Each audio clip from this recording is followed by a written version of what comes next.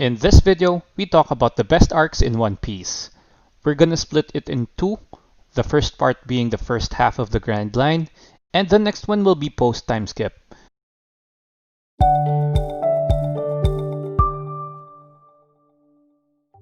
Before we start, short disclaimer though, this is a completely biased topic. I rated each in terms of how memorable the scenes or actual story was for me, most especially the comedic parts.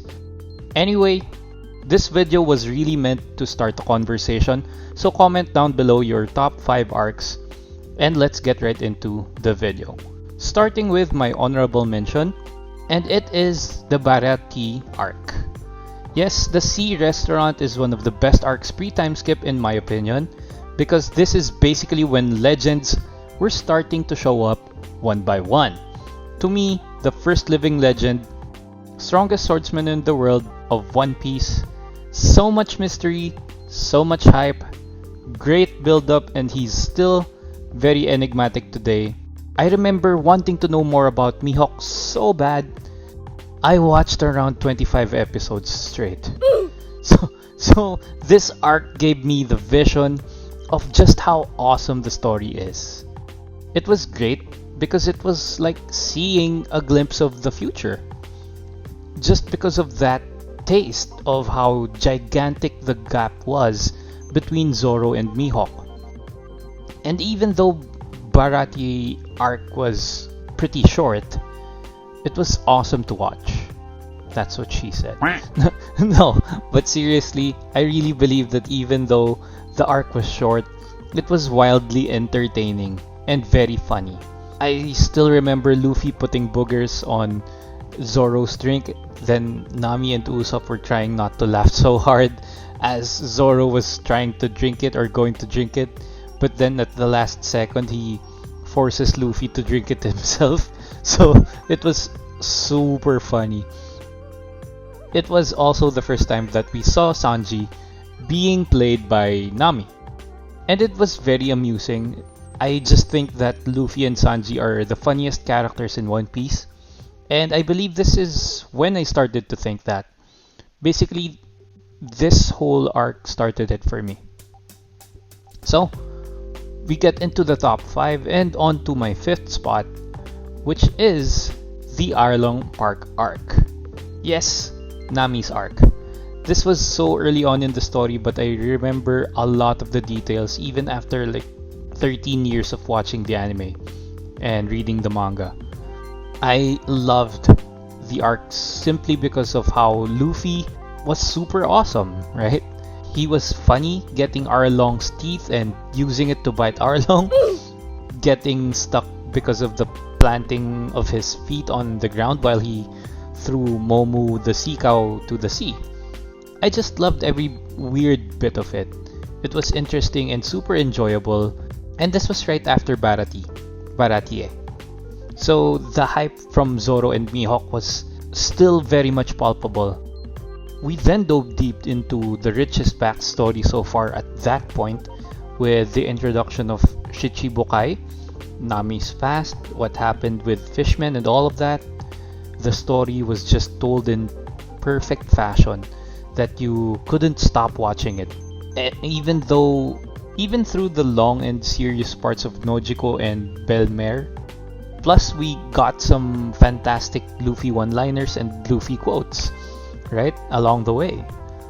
Really, I think one of the most overlooked things that sets One Piece apart from all of the other anime is just how Oda subtly builds up or hypes up the characters, actually even events that happened.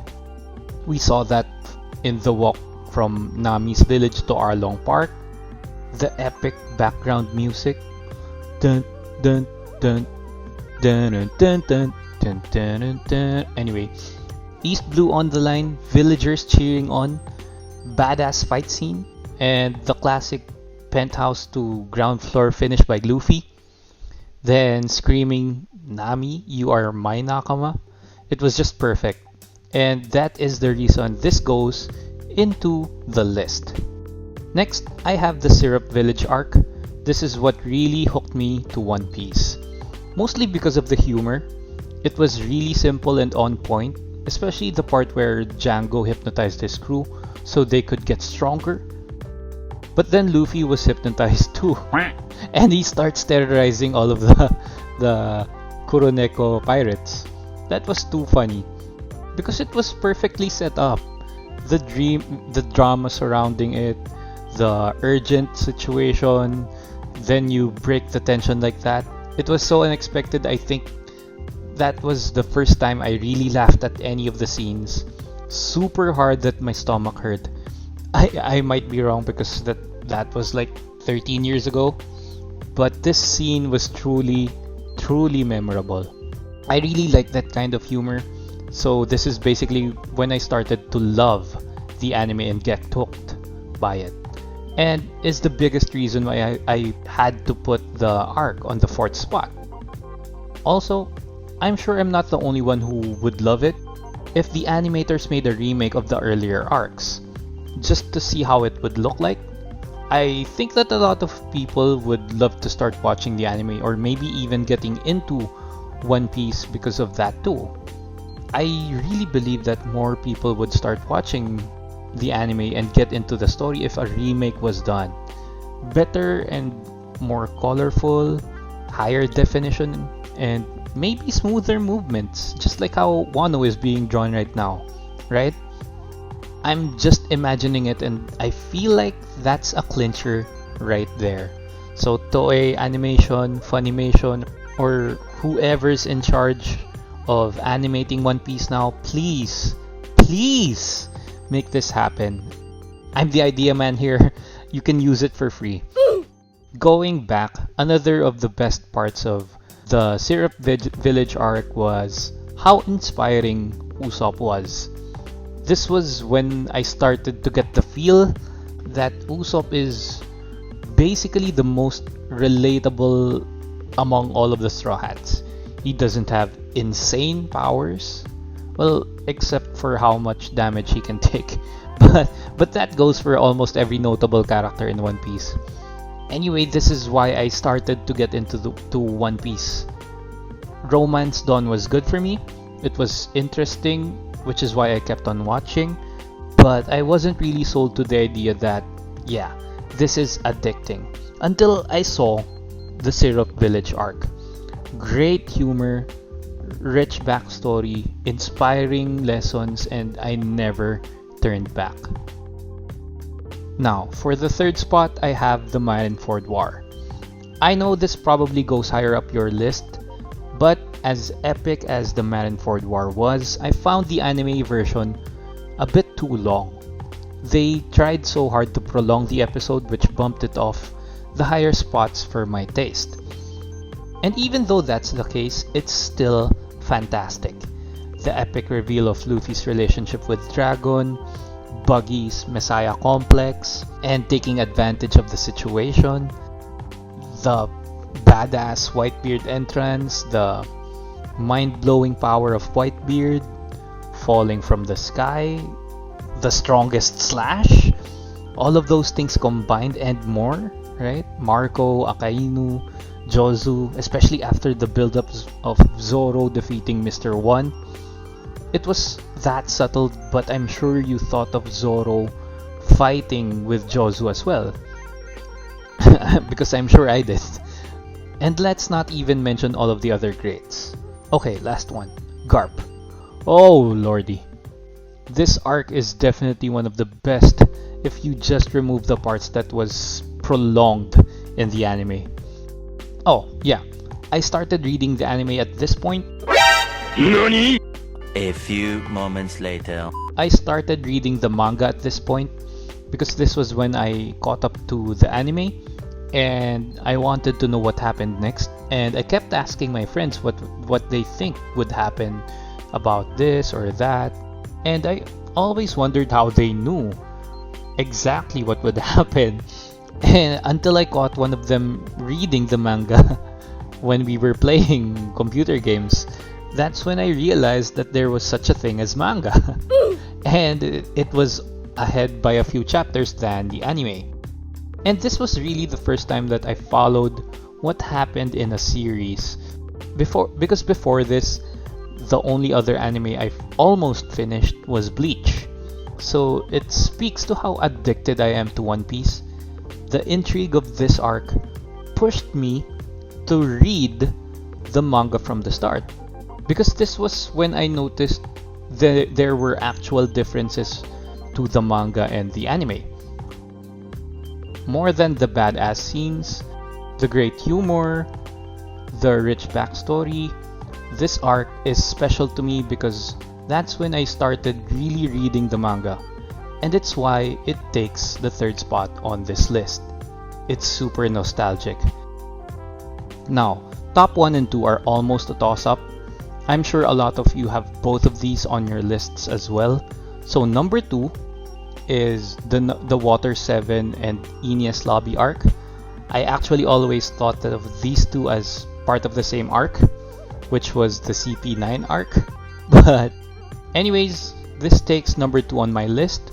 So Water 7 was probably inspired by Venice, but it is so creative in my eyes, especially with all of the slopes of the water.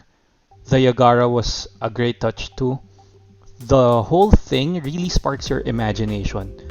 Even the waterfall in the middle of the sea in NES Lobby, all of that, I would never even think about it.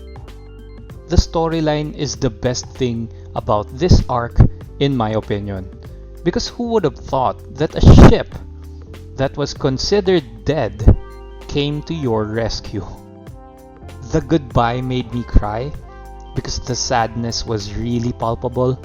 The Ohara arc really made you think about the possibilities. This arc really reminded you of all of those cliffhangers and questions, the Will of D that was introduced back in Drum, Chopper's Island, the ancient weapons, now the true history, and why is there a need for a secret organization in the world government? Frankie and Robin's backstory was great, the sea train was cool, fight scenes were impeccable as always, and the revelation of Luffy's family, not to mention the hype from the bounties that lasted for weeks. All of these together are so unforgettable, but the biggest thing here for me was the fight between Usopp and Luffy. That really made me see how much growth the characters have had, especially Luffy. Despite his simple-mindedness, he was really fitting of being the captain of a crew, and this was when I really believed it. In the Water 7 and Enies Lobby arc, the best thing for me was to see the growth of the characters, because it wasn't always repeating itself, unlike the other anime. Because if it was, I would probably stop watching it because I got tired of seeing the same thing all over again.